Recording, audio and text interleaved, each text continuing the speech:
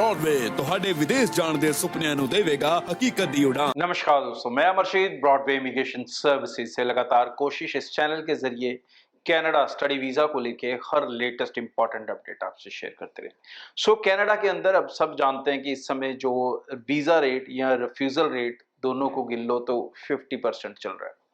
Visa भी 50% आते हैं, रिफ्यूज़ल भी 50% आती हैं, बट रिफ्यूज़ल्स क्यों आ रही हैं, इनका मेजर रीज़न क्या है और इन रीजंस के सॉल्यूशंस क्या हैं, कहाँ पर हैं वो प्रॉब्लम जो आप जानबूझकर गलतियां कर रहे हो। अब गलतियां दो कारणों से आप लोग कर रहे हो। एक कारण है कि आप किसी चीज को पूरा ही नहीं कर सकते, आप उतने कैपेबल ही नहीं हो, आपका प्रोफाइल उस तरह से है ही नहीं कि आपको कनाडा जाना चाहिए। और दूसरा यह है कि जो आप अपने लालच में आके, एजेंट की स्कीमों में आके, या फिर अपनी जो मेहनत कम करने के चक्कर में ये गलतियां करते हो। मेजरली गलतियां, सबसे ज्यादा रिफ्यूजल जो इस समय देखने को मिल रहा है, अगर आप नोटिस करो, चेक करो अपने दोस्तों का जिनका देखना पड़ा, जिनको अनफॉर्चुनेटली 70% फाइनेंशियल रीजन है रिफ्यूजल का। 70% केसेस के अंदर रीजन ऑफ रिफ्यूजल है फाइनेंशियल, और इसी के ऊपर सबसे ज्यादा काम करने से डरते हैं लोग। जी हाँ, क्योंकि हमें फाइल लगानी है फटाफट, हमें कनाडा जाना है फटाफट, और कनाडा ने फटाफट वाला काम बंद कर दिया हुआ है। क्योंकि अब कनाडा फटाफट आपको कनाडा नहीं बुला रहा। कनाडा ने वो फटाफट वाला काम एसडीएस के अंदर होता था कि आपने फीस दी, जीआईसी दी, डन, जाओ कनाडा जी। ज्यादा से ज्यादा फंड दिखा दिए, नए दिखा दिए, पुराने दिखा दिए, फर्क नहीं पड़ता था, अब जा सकते थे। अब इस तरह से नहीं है। अब कनाडा को पूरा ट्रैक चाहिए कि भाई जो पढ़ाई, जो स्टडी, जो एजुकेशन आप करने जा रहे हो, उसका पूरे का खर्चा कैसे उठाओगे। अब इसके ऊपर बहुत लोग कम मेहनत कर रहे हैं, वो अभी भी वही पुराना फॉर्मेट यूज कर रहे हैं। फीस दे दी, जीआईसी दे दी, 4 लाख 10 लाख दी एफडी दिखाती सी जी, 6 लाख खाते च दिखाता सी। इस तरह से नहीं चलेगा। अगर आप कनाडा वीज़ा हासिल करना चाहते हैं तो आज जो बच्चा है वो मई इनटेक की तैयारी सही से करे। जनवरी की कोई कोई कर सकता है, कोई नहीं कर सकता, ठीक है जी, अगर सही से वीज़ा लेना है। जो बेसिक चीज़ें वो तो अब आपको पता ही है कि आपको डिग्री प्रोग्राम्स में जाना है, अच्छी यूनिवर्सिटीज़ में जाना है, उन सब पे बात नहीं करेंगे। ये जो मेजर रिफ्यूज़ल है, इसके ऊपर आज बातचीत करेंगे। देखो दोस्तों, जब आप कनाडा के लिए अप्लाई कर रहे हो, सबसे इंपॉर्टेंट चीज़ है आपकी फैमिली इनकम। और वो फैमिली इनकम मैं कहूँगा आज की डेट में, क्योंकि उन्होंने लिविंग कॉस्ट भी बढ़ा दी है, तो इसका मतलब ये हो गया कि कनाडा में महंगाई हो चुकी है, तो उसी के हिसाब से ही कनाडा आपको वैल्यूएट करेगा। तो अब जो आपकी रिटर्न है, आईटीआर की रिटर्न्स हैं, वो किसी भी हालात में कोशिश करो कि आपकी ट्यूशन फीसें कम ना हो।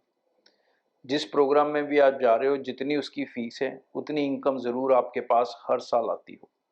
वो फिगर कोई भी 12 या 15 के बीच में रह सकती है, ये आइडियली मैं कह रहा हूँ।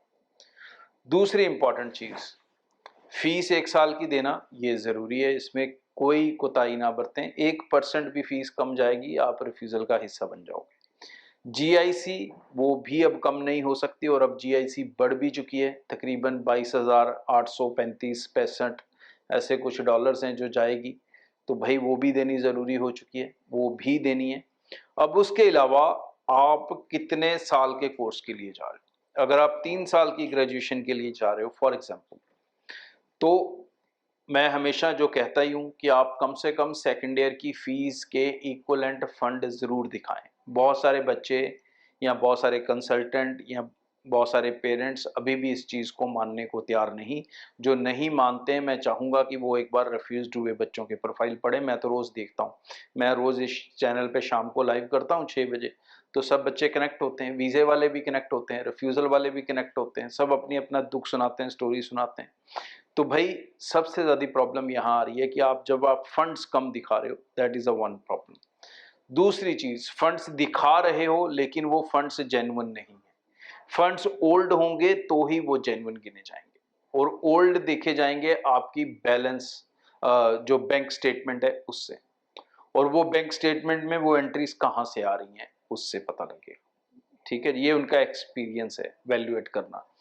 इसलिए वो पैसे जो आप दिखा रहे हो एकदम से कहीं से मत डालो, डाल रहे हो तो सिर्फ पेरेंट्स के अकाउंट से डालो, और फंड्स को कम से कम 4 महीने पुराना जरूर करो।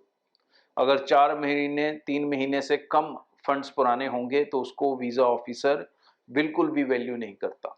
बहुत सारे लोग एजेंट से एफडियां बना रहे हैं, पैसे दे रहे हैं एजेंटों को फंड्स के नाम पे, तो भाई वो आपके किसी काम नहीं आने वाली। एफडी, बैंक सर्टिफिकेट, ये डॉक्यूमेंट उनको नहीं चाहिए। उनको 2 ही सिंपल डॉक्यूमेंट चाहिए, आपकी बैंक स्टेटमेंट और आपकी फैमिली की इनकम की आईटीआर।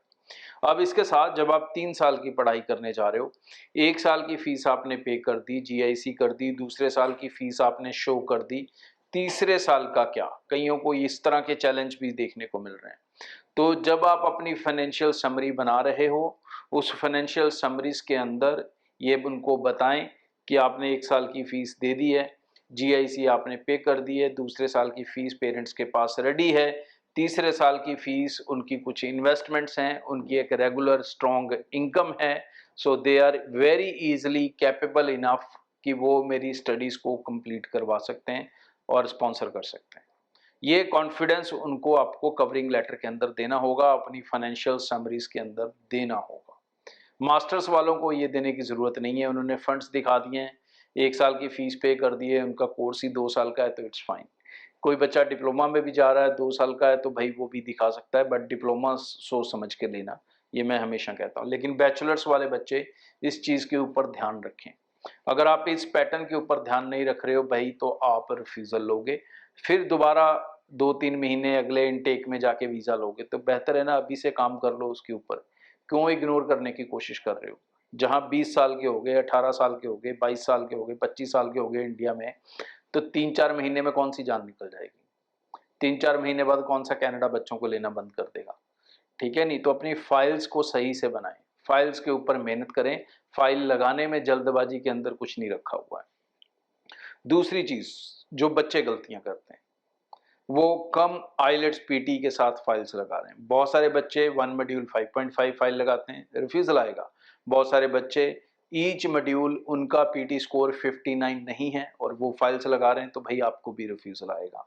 इस चीज़ के ऊपर तो उन्होंने एक स्ट्रिक्ट लाइन पकड़ ली है हर वीज़ा ऑफिसर ने, वो बिल्कुल भी वीज़ा नहीं दे रहा।